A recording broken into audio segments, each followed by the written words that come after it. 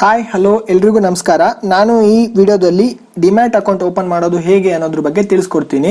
Demat account open ಮಾಡೋದ್ರಲ್ಲಿ ಯಾವುದೇ rocket science ಇಲ್ಲ, ಹೌದು ಒಪ್ತೀನಿ. ಆದರೂ ಸಹ ಕೆಲವರಿಗೆ ಡೌಟ್ ಇರ್ಬೋದು, ಅಂಥವ್ರಿಗೆ ಯೂಸ್ ಆಗಲಿ ಅಂತ ನಾನು ಇಲ್ಲಿ ಕಂಪ್ಲೀಟ್ ಪ್ರೊಸೆಸ್ನ ಎಕ್ಸ್ಪ್ಲೇನ್ ಮಾಡಿದ್ದೀನಿ. ಮೊದಲನೇದಾಗಿ ಈ ಡಿಮ್ಯಾಟ್ ಅಕೌಂಟ್ನ ಓಪನ್ ಮಾಡಲಿಕ್ಕೆ ನಿಮಗೆ ಯಾವುದೇ ಡಾಕ್ಯುಮೆಂಟ್ಸ್ನ ಅಂದರೆ ಆಧಾರ್ ಕಾರ್ಡ್, ಪಾನ್ ಕಾರ್ಡ್ ಅಥವಾ ಇನ್ನೊಂದು ಮತ್ತೊಂದನ್ನ ಜೆರಾಕ್ಸ್ ಮಾಡಿ ಎಲ್ಲಿಗೋ ಕೊರಿಯರ್ ಮಾಡೋದಾಗಲಿ ಅಥವಾ ಮತ್ತೆಲ್ಲಿಗೋ ಹೋಗಿ ಸಬ್ಮಿಟ್ ಮಾಡುವ ಅಗತ್ಯ ಇರುವುದಿಲ್ಲ. ಈ ಪ್ರೋಸೆಸ್ ಕಂಪ್ಲೀಟ್ ಆಗಿ ಆನ್ಲೈನ್ ಆಗಿರುತ್ತೆ. ಸೊ ನಿಮ್ಮ ಹತ್ರ ಆಧಾರ್ ಕಾರ್ಡ್, ಪಾನ್ ಕಾರ್ಡ್ ಮತ್ತೆ ಬ್ಯಾಂಕ್ ಸ್ಟೇಟ್ಮೆಂಟ್ ಇರಬೇಕಾಗತ್ತೆ ಈ ಪ್ರೋಸೆಸ್ನ ಕಂಪ್ಲೀಟ್ ಮಾಡಲಿಕ್ಕೆ. ಬ್ಯಾಂಕ್ ಸ್ಟೇಟ್ಮೆಂಟ್ ಇಲ್ದಿದ್ರೆ ಚೆಕ್ ಬುಕ್ನ ಸಹ ನೀವು ಕೊಡ್ಬೋದು. ಬ್ಯಾಂಕ್ ಸ್ಟೇಟ್ಮೆಂಟ್ ಮತ್ತೆ ಚೆಕ್ ಬುಕ್ನ ಅಕೌಂಟ್ ನಂಬರ್ ಮತ್ತೆ IFSC ಕೋಡ್ನ ಕನ್ಫರ್ಮ್ ಮಾಡ್ಲಿಕ್ಕೋಸ್ಕರ ಜಿರೋದ ಬ್ಯಾಕ್ ಎಂಡ್ ಟೀಮ್ ಅವರು ಯೂಸ್ ಮಾಡ್ತಾರೆ. ಸೊ ಒಂದು ಇಂಪಾರ್ಟೆಂಟ್ ಪಾಯಿಂಟು, ಆಧಾರ್ ಕಾರ್ಡಿಗೆ ಮೊಬೈಲ್ ನಂಬರ್ ಲಿಂಕ್ ಆಗಿರಬೇಕು. ಯಾಕಂದ್ರೆ ನಾವು ಆಧಾರ್ ನಂಬರ್ನ ಇಲ್ಲಿ ಎಂಟ್ರಿ ಮಾಡಿದಾಗ ನಮ್ಮ ಆಧಾರ್ ಕಾರ್ಡಿಗೆ ಲಿಂಕ್ ಆಗಿರೋ ಮೊಬೈಲಿಗೆ ಒಂದು OTP ಬರುತ್ತೆ, ಅದನ್ನ ನಾವು ಇಲ್ಲಿ ಎಂಟ್ರಿ ಮಾಡಬೇಕಾಗತ್ತೆ. ಅಕಸ್ಮಾತ್ ನಿಮ್ಮ ಆಧಾರ್ ಕಾರ್ಡಿಗೆ ಮೊಬೈಲ್ ನಂಬರ್ ಲಿಂಕ್ ಆಗದೆ ಇದ್ರೆ ಸೊ ಆವಾಗ ಆನ್ಲೈನಲ್ಲಿ ಈ ಪ್ರೊಸೆಸ್ನ ಕಂಪ್ಲೀಟ್ ಮಾಡೋಕ್ಕಾಗಲ್ಲ. ನೀವು ನಿಮ್ಮ ಆಧಾರ್ ಕಾರ್ಡ್, ಪಾನ್ ಕಾರ್ಡ್ ಮತ್ತೆ ಬ್ಯಾಂಕ್ ಸ್ಟೇಟ್ಮೆಂಟ್ನ ಜೆರಾಕ್ಸ್ ತೆಗೆದು ಅದನ್ನ ಜೆರಾದವರ ಟೀಮಿಗೆ ಕಳಿಸ್ಕೊಡ್ಬೇಕಾಗತ್ತೆ. ಸೊ ಅದು ಸ್ವಲ್ಪ ಲೆಂತಿ ಪ್ರೊಸೆಸ್ಸು.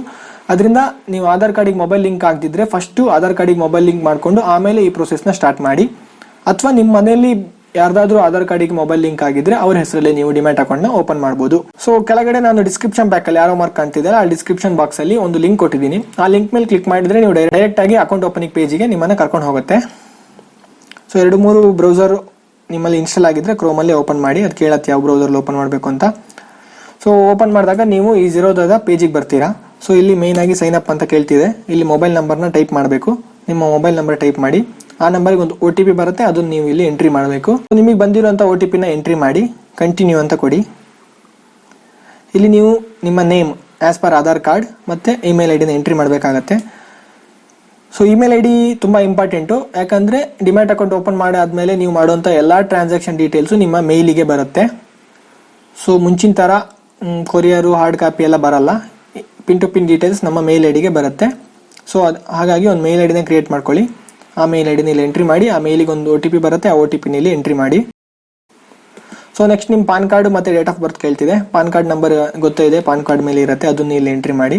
ಅದಾದಮೇಲೆ ನಿಮ್ಮ ಡೇಟ್ ಆಫ್ ಬರ್ತ್ನ ಸಹ ಎಂಟ್ರಿ ಮಾಡಿ. So date of birth PAN ಕಾರ್ಡಲ್ಲಿ ಹೇಗಿದೆಯೋ ಹಾಗೆ ಎಂಟ್ರಿ ಮಾಡಿ.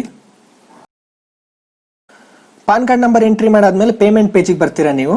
ಸೊ ಇಲ್ಲೊಂದು ಮುಖ್ಯವಾದ ಅಂಶ ಗಮನಿಸಿ, ಇಲ್ಲಿ ಮೇನ್ 2 ಥರದ್ದಿದೆ. ಒಂದು ಈಕ್ವಿಟಿ ಅಕೌಂಟ್, ಇನ್ನೊಂದು ಕಮೋಡಿಟಿ ಅಕೌಂಟ್ ಅಂತ. ಈಕ್ವಿಟಿ ಅಂದರೆ ಲಿಸ್ಟೆಡ್ ಕಂಪ್ನಿಗಳೇನಿರ್ತಾವಲ್ಲ, ಈ ರಿಲಯನ್ಸು, ಏರ್ಟೆಲ್ಲು, ಆಮೇಲೆ ಇನ್ನೊಂದು ಮತ್ತೊಂದು ಅಂಥ ಕಂಪ್ನಿಗಳ ಶೇರ್ಗಳನ್ನ ಪರ್ಚೇಸು ಅಥವಾ ಸೇಲ್ ಮಾಡೋದಕ್ಕೆ ನಮಗೆ ಈಕ್ವಿಟಿ ಅಕೌಂಟ್ನ ಅಗತ್ಯ ಇರುತ್ತೆ. ನೀವು ಕ್ರೂಡ್ ಆಯಿಲು, ಗೋಲ್ಡು, ಸಿಲ್ವರು ಈ ಥರದನ್ನ ಟ್ರೇಡ್ ಮಾಡಬೇಕು ಅಂತ ಆದರೆ ನಾವು ಕಮೋಡಿಟಿ ಅಕೌಂಟ್ನ ಓಪನ್ ಮಾಡಬೇಕಾಗತ್ತೆ. 2 ಅಕೌಂಟ್ನ ಒಟ್ಟಿಗೆ ಓಪನ್ ಮಾಡ್ಬೋದು, ಅದಕ್ಕೆ 300 ರೂಪಾಯಿ ಫೀಸ್ ಆಗುತ್ತೆ. ಸೊ ನಮಗೆ ಕಮೋಡಿಟಿ ಅಕೌಂಟ್ ಬೇಡ ಅಂತ ಆದರೆ ನಾವು ಬರೀ 200 ರೂಪಾಯಿನ ಕಟ್ಟಬೇಕಾಗತ್ತೆ. ನಾನು ಇಲ್ಲಿ ಕಮೋಡಿಟಿ ಅಕೌಂಟ್ನ ಸೆಲೆಕ್ಟ್ ಮಾಡ್ತಿಲ್ಲ, ನಾನು ಬರೀ ಈಕ್ವಿಟಿಲಿ ಟ್ರೇಡ್ ಮಾಡೋದ್ರಿಂದ ನಾನು ಈಕ್ವಿಟಿ ಅಕೌಂಟ್ನ ಮಾತ್ರ ಸೆಲೆಕ್ಟ್ ಮಾಡಿದ್ದೀನಿ. ನಿಮಗೆ ಕಮೋಡಿಟಿ ಅಕೌಂಟ್ ಬೇಕು ಅಂತ ಆದರೆ ನೀವು ಇವಾಗಲೇ ಸೆಲೆಕ್ಟ್ ಮಾಡ್ಕೋಬಹುದು. ಅಥವಾ ಫ್ಯೂಚರಲ್ಲಿ ಮತ್ತೆ ಈಗ ಬರೀ ಈಕ್ವಿಟಿ ಅಂತ ಓಪನ್ ಮಾಡ್ಕೊಂಡ್ರು ಫ್ಯೂಚರಲ್ಲಿ ಕಮೋಡಿಟಿ ಅಕೌಂಟ್ನ ಮತ್ತೆ ನಾವು ಎನೇಬಲ್ ಮಾಡಿಸ್ಬೋದು 100 ರೂಪಾಯಿ ಕಟ್ಟಿ. ಸೊ ಪೇ ಮಾಡೋದಕ್ಕೆ ಕ್ರೆಡಿಟ್ ಕಾರ್ಡ್ ಮೂಲಕ ಪೇ ಮಾಡ್ಬೋದು, ಅಥವಾ ನೆಟ್ ಬ್ಯಾಂಕ್ ಮೂಲಕ ಪೇ ಮಾಡ್ಬೋದು, ಅಥವಾ UPI ಯೂಸ್ ಮಾಡಿನೂ ಪೇ ಮಾಡ್ಬೋದು. ನಾನು ಇಲ್ಲಿ UPI ಯೂಸ್ ಮಾಡಿ ಪೇ ಮಾಡ್ತಿದ್ದೀನಿ. ಅಂದರೆ ನಾನು ಇಲ್ಲಿ UPI ID ಇಲ್ಲಿ ಟೈಪ್ ಮಾಡ್ತೀನಿ. ನನ್ನ ಗೂಗಲ್ ಪೇಗೆ ರಿಕ್ವೆಸ್ಟ್ ಬಂದಿರುತ್ತೆ 200 ರೂಪಾಯಿದು, ಅಲ್ಲಿ ಹೋಗಿ ನಾನು ಅಕ್ಸೆಪ್ಟ್ ಮಾಡ್ತೀನಿ. ಆವಾಗ ಪೇಮೆಂಟ್ ಸಕ್ಸಸ್ಫುಲ್ ಆಗುತ್ತೆ. ಸೊ ನೀವು ನೋಡ್ತಿರ್ಬೋದು, ಜಿರೋದವ್ರದ್ದು ಒಂದು ರಿಕ್ವೆಸ್ಟ್ ಬಂದಿದೆ ನನ್ನ ಗೂಗಲ್ ಪೇಗೆ. ನಾನು ಅಲ್ಲಿ UPI ID ಎಂಟ್ರಿ ಮಾಡಿರೋದ್ರಿಂದ ನನ್ನ ಗೂಗಲ್ ಪೇಗೆ ಅವರು 200 ರೂಪಾಯಿ ರಿಕ್ವೆಸ್ಟ್ನ ಕಳಿಸಿರ್ತಾರೆ. UPI ID ಏನು ಅಂತ ಗೊತ್ತಿಲ್ಲದಿದ್ರೆ ನಿಮ್ಮ ಗೂಗಲ್ ಪೇಯಲ್ಲಿ ರೈಟ್ ಸೈಡ್ ಕಾರ್ನರಲ್ಲಿ, ಟಾಪ್ ಕಾರ್ನರಲ್ಲಿ ನಿಮ್ಮ ಫೋಟೋ ಇರುತ್ತೆ, ಅದ್ರ ಮೇಲೆ ಕ್ಲಿಕ್ ಮಾಡಿದರೆ ನಿಮ್ಮ UPI ID ಏನು ಅಂತ ತೋರಿಸುತ್ತೆ. ಅಂದರೆ ಅದಕ್ಕೆ ನಿಮ್ಮ ಹೆಸರು @OK Axis ಅಥವಾ OK SBI ಆ ಥರ ಇರುತ್ತೆ. ಆ UPI ID ನೀವು ಎಂಟ್ರಿ ಮಾಡಿದರೆ ಇಲ್ಲಿ ನಿಮಗೆ ರಿಕ್ವೆಸ್ಟ್ ಬಂದಿರುತ್ತೆ ಈ ಥರ. ಸೊ ಅದ್ರ ಮೇಲೆ ಕ್ಲಿಕ್ ಮಾಡಿದಾಗ ನಾವು ಪೇ ಅಂತ ಕೊಟ್ಟರೆ ಜಿರೋದಾಗಿ 200 ರೂಪಾಯಿ ಪೇ ಆಗುತ್ತೆ. ಅದಾದಮೇಲೆ ನೆಕ್ಸ್ಟ್ ಸ್ಟೆಪ್ ಅಂದರೆ ನಾವು ಆಧಾರ್ ಕಾರ್ಡ್ ಮತ್ತು ಪಾನ್ ಕಾರ್ಡ್ನ ನಾವು ಅಪ್ಲೋಡ್ ಮಾಡಬೇಕಾಗತ್ತೆ. ಆಧಾರ್ ಕಾರ್ಡ್ನ ನಾವು ಫೋಟೋ ತೆಗೆದು ಅಪ್ಲೋಡ್ ಮಾಡೋ ಅಗತ್ಯ ಇರೋದಿಲ್ಲ. ಗೌರ್ಮೆಂಟ್ ಅವ್ರದ್ದು ಒಂದು ಡಿಜಿಲಾಕರ್ ಅಂತ ಆಪ್ಷನ್ ಇದೆ. ನಾನು ಮುಂಚೆ ಹೇಳಿದ್ದು ನಿಮ್ಮ ಆಧಾರ್ ಕಾರ್ಡಿಗೆ ಮೊಬೈಲ್ ನಂಬರ್ ಲಿಂಕ್ ಆಗಿರಬೇಕು ಅಂತ. ಸೊ ಇವಾಗ ನಾನು ಇಲ್ಲಿ ಕಂಟಿನ್ಯೂ ಅಂತ ಕ್ಲಿಕ್ ಮಾಡಿದರೆ ಡೈರೆಕ್ಟಾಗಿ ಡಿಜಿಲಾಕರಿಗೆ ಅದು ನಮ್ಮನ್ನು ಕರ್ಕೊಂಡು ಹೋಗುತ್ತೆ. ಸೊ ಇಲ್ಲಿ ನೀವು ನಿಮ್ಮ ಆಧಾರ್ ಕಾರ್ಡ್ನ ಎಂಟ್ರಿ ಮಾಡಬೇಕು. ಆಧಾರ್ ಕಾರ್ಡ್ ನಂಬರ್ನ ಎಂಟ್ರಿ ಮಾಡಿ ನೆಕ್ಸ್ಟ್ ಅಂತ ಕೊಟ್ಟರೆ ನಿಮ್ಮ ಆಧಾರ್ ಕಾರ್ಡಿಗೆ ಲಿಂಕ್ ಆಗಿರೋ ಮೊಬೈಲಿಗೆ ಒಂದು OTP ಬರುತ್ತೆ.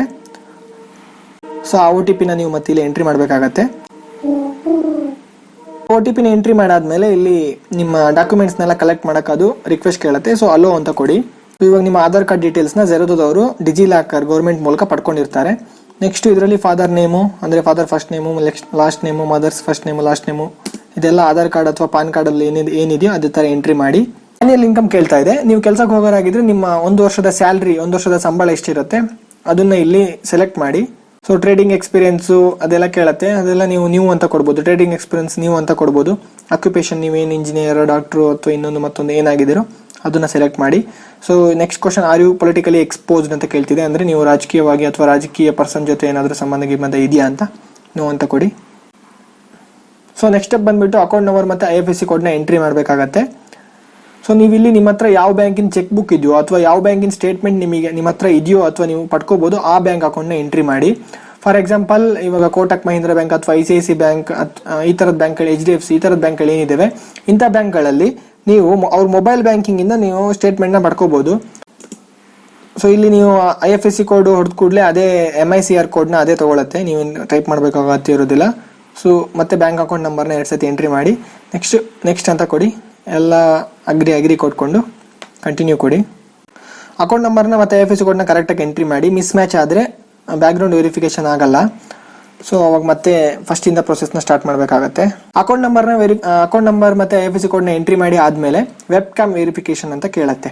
ಅಂದರೆ ಅಲ್ಲೊಂದು ಹುಡುಗಿ ಫೋಟೋ ಕಾಣ್ತಿದೆ ನೋಡಿ, ಅವರೇ ಕೊಟ್ಟಿರೋ ಫೋಟೋ ಅದು. ಸೊ ನಿಮಗೊಂದು ನಂಬರ್ ಕೊಡ್ತಾರೆ, ಲೆಫ್ಟ್ ಸೈಡಲ್ಲಿರೋ ನಂಬರ್. ಆ ನಂಬರ್ನ ನೀವು ಪೇಪರ್ ಮೇಲೆ, ವೈಟ್ ಪೇಪರ್ ಮೇಲೆ ಸ್ವಲ್ಪ ದಪ್ಪವಾಗಿ ಬರೆದು ಅದನ್ನ ಆ ಫೋಟೋ ಹೇಗಿದೆ ಹಾಗೆ ಹಿಡ್ಕೊಂಡು ಸೆಲ್ಫಿ ಕ್ಯಾಮ್ರಾದಲ್ಲಿ ಒಂದು ಫೋಟೋನ ಕ್ಲಿಕ್ ಮಾಡಬೇಕಾಗತ್ತೆ. ನಿಮ್ಮ ಮುಖನೂ ಕಾಣಬೇಕು, ಪ್ಲಸ್ ಆ OTP ಏನಿದೆ ಅದನ್ನು ಕ್ಲೀನಾಗಿ ಕಾಣೋ ಹಾಗೆ ಫೋಟೋನ ಕ್ಲಿಕ್ ಮಾಡಿ ಅಪ್ಲೋಡ್ ಅಂತ ಕೊಡಿ. ಕೆಲವು ಬ್ರೌಸರಲ್ಲಿ ಇದು ಓಪನ್ ಆಗಲ್ಲ. ಸೊ ಅಂಥ ಟೈಮಲ್ಲಿ ಈ ಲಿಂಕ್ ಏನಿದೆ ಆ ಲಿಂಕ್ನ ಕಾಪಿ ಮಾಡಿ ಬೇರೆ ಫೋನಲ್ಲಿ ಯೂಸ್ ಮಾಡೋಕ್ಕೆ ಟ್ರೈ ಮಾಡಿ. ಸೊ ಫೋಟೋ ಅಪ್ಲೋಡ್ ಆದಮೇಲೆ next step bank statement upload ಮಾಡೋದು. ಮತ್ತೆ ಇನ್ಕಮ್ ಪ್ರೂಫ್ ಅಂತ ಕೇಳ್ತಿದೆ ಆಪ್ಷನಲ್ಲೂ, ಅದನ್ನು ಬೇಕಾದರೆ ಎಂಟ್ರಿ ಮಾಡ್ಬೋದು, ಬೇಡದಿದ್ರೆ ಎಂಟ್ರಿ ಮಾಡೋ ಅಗತ್ಯ ಇರೋದಿಲ್ಲ. ಮತ್ತು ಸಿಗ್ನೇಚರ್ ಅಂತ ಕೇಳ್ತಿದೆ. ಸಿಗ್ನೇಚರ್ ಅಂದರೆ ನೀವು ಒಂದು ವೈಟ್ ಪೇಪರ್ ಮೇಲೆ ನೀವು ಹೇಗೆ ಸಿಗ್ನೇಚರ್ ಮಾಡ್ತೀರಾ ಮಾಮೂಲಿ ಬ್ಯಾಂಕಲ್ಲೆಲ್ಲ ಅಥವಾ ಪಾನ್ ಕಾರ್ಡಲ್ಲಿ ಹೇಗಿದೆ ಸಿಗ್ನೇಚರು, ಅದನ್ನು ಒಂದು ವೈಟ್ ಪೇಪರ್ ಮೇಲೆ ಸೈನ್ ಮಾಡಿ ಅದನ್ನು ಫೋಟೋ ತೆಗಿಬೇಕಾಗತ್ತೆ. ಅದೇ ಫೋಟೋನ ಇಲ್ಲಿ ನೀವು ಅಪ್ಲೋಡ್ ಮಾಡ್ಬೋದು. ಮೊದಲನೇದಾಗಿ ನಾನಿಲ್ಲಿ ಚೆಕ್ನ ಅಪ್ಲೋಡ್ ಮಾಡ್ತಿದ್ದೀನಿ. ನಾನು ಬ್ಯಾಂಕ್ ಸ್ಟೇಟ್ಮೆಂಟ್ನ ಯೂಸ್ ಮಾಡ್ತಿಲ್ಲ, ಚೆಕ್ ಬುಕ್ನ ಯೂಸ್ ಮಾಡ್ತಿದ್ದೀನಿ. ನೀವು ಚೆಕ್ ಕೊಡೋಂಗಿದ್ರೆ ಇಲ್ಲಿ ತೋರಿಸ್ದಿರೋ ಹಾಗೆ ಕ್ಯಾನ್ಸಲ್ಡ್ ಅಂತ ಬರೀರಿ, ಆಮೇಲೆ ಅಪ್ಲೋಡ್ ಮಾಡಿ. ನೆಕ್ಸ್ಟ್ ನಾನು ಪಾನ್ ಕಾರ್ಡ್ನ ಅಪ್ಲೋಡ್ ಮಾಡ್ತಾ ಇದ್ದೀನಿ. ತೆಗೆದೇ ಅಪ್ಲೋಡ್ ಮಾಡ್ಬೋದು ಡೈರೆಕ್ಟಾಗಿ ಮೊಬೈಲಿಂದಾನೆ.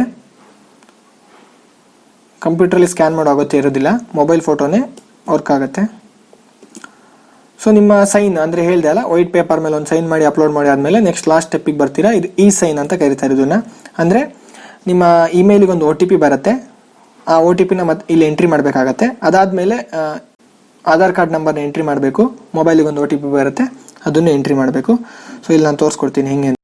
ಸೊ ನೀವು ಇಲ್ಲಿ ನೋಡ್ಬೋದು ಒಂದು OTP ಬಂದಿರುತ್ತೆ. ಸೊ ಜಸ್ಟ್ ಆ ಮೇಲ್ನ ಓಪನ್ ಮಾಡಿ ಅಲ್ಲಿರೋ OTPನ ಮತ್ತೆ 0 ಹೋಗಿ ಟೈಪ್ ಮಾಡಿ.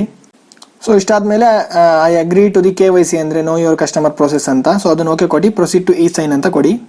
ಅಂದರೆ ಮುಂಚೆ ಹೆಂಗೆ ನಾವು ಬ್ಯಾಂಕಲ್ಲಿ ಅಕೌಂಟ್ ಓಪನಿಂಗ್ ಪ್ರೊಸೆಸ್ಸಲ್ಲಿ ಒಂದು ದೊಡ್ಡ ಸುಮಾರು ಒಂದು 3-4 ಫಾರ್ಮ್ ಇರ್ತಿತ್ತು, ಸೈನ್ ಮಾಡ್ತಿದ್ವಲ್ಲ. ಸೊ ಅದೇ ಥರ ಇವಾಗ ಅದನ್ನು ಸೈನ್ ಅಂತ, ಅಂದರೆ ಎಲೆಕ್ಟ್ರಾನಿಕ್ ಸೈನ್. ಸೊ ಈ ಎಲೆಕ್ಟ್ರಾನಿಕ್ ಸೈನ್ ಮಾಡಬೇಕಂದ್ರೆ ನಿಮ್ಮ ಆಧಾರ್ ಕಾರ್ಡ್ನ ಟೈಪ್ ಮಾಡಬೇಕಾಗತ್ತೆ. ಆಧಾರ್ ಕಾರ್ಡಿಗೆ ಲಿಂಕ್ ಆಗಿರೋ ಮೊಬೈಲ್ ನಂಬರಿಗೆ OTP ಬರುತ್ತೆ. ಆ OTPನ ಎಂಟ್ರಿ ಮಾಡಿದರೆ ನೀವು ಸೈನ್ ಮಾಡ್ದಂಗೆ ಅರ್ಥ.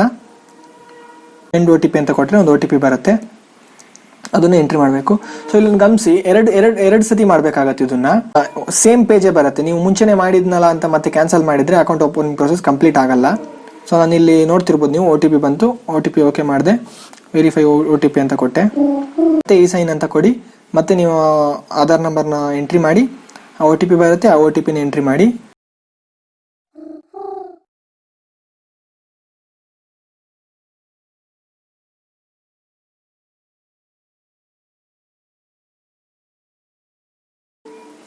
ಮತ್ತೆ ಆಧಾರ್ ಕಾರ್ಡ್ನ ಎಂಟ್ರಿ ಮಾಡಿ, OTP ಬರುತ್ತೆ, OTP ಹೊಡೀರಿ, ವೆರಿಫಿಕೇಶನ್ ಅಂತ ಕೊಡಿ. ಸೊ ಅಲ್ಲಿಗೆ ಅಕೌಂಟ್ ಓಪನಿಂಗ್ ಪ್ರೊಸೆಸ್ ಕಂಪ್ಲೀಟ್ ಆಗುತ್ತೆ. ಕನ್ಫರ್ಮೇಷನ್ಗೋಸ್ಕರ ನಿಮಗೊಂದು ಮೆಸೇಜ್ ಬರುತ್ತೆ, ಅದನ್ನು ನಾನು ಇಲ್ಲಿ ತೋರಿಸಿದ್ದೀನಿ ನೋಡಿ. ಈ ಥರ ಒಂದು ಮೆಸೇಜ್ ಬರುತ್ತೆ. ಈ ಥರ ಒಂದು ಮೆಸೇಜ್ ಬಂತು ಅಂದರೆ ನಿಮ್ಮ ಅಕೌಂಟ್ ಓಪನಿಂಗ್ ಪ್ರೊಸೆಸ್ ಕಂಪ್ಲೀಟ್ ಆಗಿದೆ ಅಂತ ಅರ್ಥ. ವಿತಿನ್ 72 ಅವರ್ಸಲ್ಲಿ ನಿಮಗೆ ಲಾಗಿನ್ ಕ್ರೆಡೆನ್ಷಿಯಲ್ಸು ಜೆರೋದವ್ರ ಕಡೆಯಿಂದ ಮೇಲಲ್ಲಿ ಬರುತ್ತೆ. 2 ಡೇಸ್ ಒಳಗೆ ನಿಮಗೊಂದು ಮೇಲ್ ಬರುತ್ತೆ. ಆ ಮೇಲ್ ನಾನು ಇಲ್ಲಿ ತೋರಿಸಿದ್ದೀನಿ. ಅದರಲ್ಲಿ ನಿಮ್ಮ ಯೂಸರ್ ID ಕೊಟ್ಟಿರ್ತಾರೆ, ನೀವು ಪಾಸ್ವರ್ಡ್ನ ನೀವೇ ಸೆಟ್ ಮಾಡ್ಕೊಳ್ಳಿ ಅಂತ ಕೇಳಿರ್ತಾರೆ. ಸೊ ಅಲ್ಲಿ ಅವ್ರೇನು ಲಿಂಕ್ ಕೊಟ್ಟಿರ್ತಾರೆ ಅದ್ರ ಮೇಲೆ ಕ್ಲಿಕ್ ಮಾಡಿ ನೀವು ಪಾಸ್ವರ್ಡ್ನ ಸೆಟ್ ಮಾಡ್ಕೋಬೋದು. ಇಲ್ಲಿ ಒಂದು ಪಾಸ್ವರ್ಡ್, ಇನ್ನೊಂದು ಪಿನ್, ಎರಡನ್ನೂ ನೀವು ಸೆಟ್ ಮಾಡ್ಕೋಬೇಕಾಗತ್ತೆ. ಮೊಬೈಲ್ ಆ್ಯಪಲ್ಲಿ ಲಾಗಿನ್ ಆಗಂಗಿದ್ರೆ ಈಗ ಮೊದಲನೇ ಸತಿ ಲಾಗಿನ್ ಆಗೋಗಿ ಮಾತ್ರ ಅದು ಪಾಸ್ವರ್ಡ್ ಕೇಳತ್ತೆ. ಅದಾದಮೇಲೆ ನೀವು ಏನು 6 ಡಿಜಿಟ್ ಪಿನ್ ಏನು ಸೆಟ್ ಮಾಡ್ಕೊಳ್ತೀರೋ ಆ ಪಿನ್ನ ಎಂಟ್ರಿ ಮಾಡಿದರೆ ಆಯಿತು. ಸೊ ಈ ಪ್ರೊಸೆಸಲ್ಲಿ ನಿಮಗೆ ಯಾವುದೇ ತರಹದ ಡೌಟ್ ಇದ್ರೂ ಅಥವಾ ಎಲ್ಲೇ ಮಧ್ಯದಲ್ಲಿ ಸ್ಟಕ್ ಆದ್ರೂ ಜಸ್ಟ್ ಕಮೆಂಟ್ ಬಾಕ್ಸಲ್ಲಿ ತಿಳಿಸಿ, ನಾನು ನಿಮಗೆ ಅದನ್ನ ಹೇಗೆ ರಿಸಾಲ್ವ್ ಮಾಡೋದು ಅನ್ನೋದನ್ನು ತಿಳಿಸ್ಕೊಡ್ತೀನಿ. ಅಥವಾ ನಮ್ಮದು ಗ್ರೂಪ್ದು ಲಿಂಕ್ ಕೆಳಗಡೆ ಹಾಕಿದ್ದೀನಿ. ಅದರಲ್ಲಿ ನೀವು ಅಕೌಂಟ್ ಓಪನಿಂಗ್ ಪ್ರೊಸೆಸ್ ಅಂತಲ್ಲ, ಬೇರೆ ಯಾವುದೇ ರೀತಿಯ ಸ್ಟಾಕ್ ಮಾರ್ಕೆಟ್ ಬಗ್ಗೆ ನಿಮಗೆ ಸಮಸ್ಯೆ ಅಥವಾ ಡೌಟ್ ಇದ್ರೂ ನೀವು ಅಲ್ಲಿ ಬಂದು ಕೇಳ್ಬೋದು. ಅಲ್ಲಿ ಸುಮಾರು ಜನ ಇದ್ದಾರೆ ಗ್ರೂಪಲ್ಲಿ, ಯಾರಾದರೂ ಒಬ್ಬರು ಉತ್ತರ ಕೊಡ್ತಾರೆ ಅಥವಾ ನಾನೇ ನಿಮ್ಮ ಡೌಟ್ನ ರಿಸಾಲ್ವ್ ಮಾಡೋದಕ್ಕೆ ಟ್ರೈ ಮಾಡ್ತೀನಿ. ಸೊ ಲಿಂಕ್ ಕೆಳಗಡೆ ಡಿಸ್ಕ್ರಿಪ್ಷನ್ ಬಾಕ್ಸಲ್ಲಿ ಇರುತ್ತೆ, ದಯವಿಟ್ಟು ನಮ್ಮ ಟೆಲಿಗ್ರಾಮ್ ಗ್ರೂಪ್ನ ಜಾಯಿನ್ ಆಗಿ. ನಾನು ಈ ಚಾನಲಲ್ಲಿ ಸ್ಟಾಕ್ ಮಾರ್ಕೆಟಿಗೆ ಸಂಬಂಧಪಟ್ಟಂತೆ ಕನ್ನಡದಲ್ಲಿ ಏನೇನು ಸಾಧ್ಯನೋ ಅದ್ರ ಬಗ್ಗೆ ಎಲ್ಲ ವಿಡಿಯೋ ಮಾಡಿ ಅಪ್ಲೋಡ್ ಮಾಡಬೇಕು ಅಂತ ಪ್ಲ್ಯಾನ್ ಮಾಡಿದ್ದೀನಿ.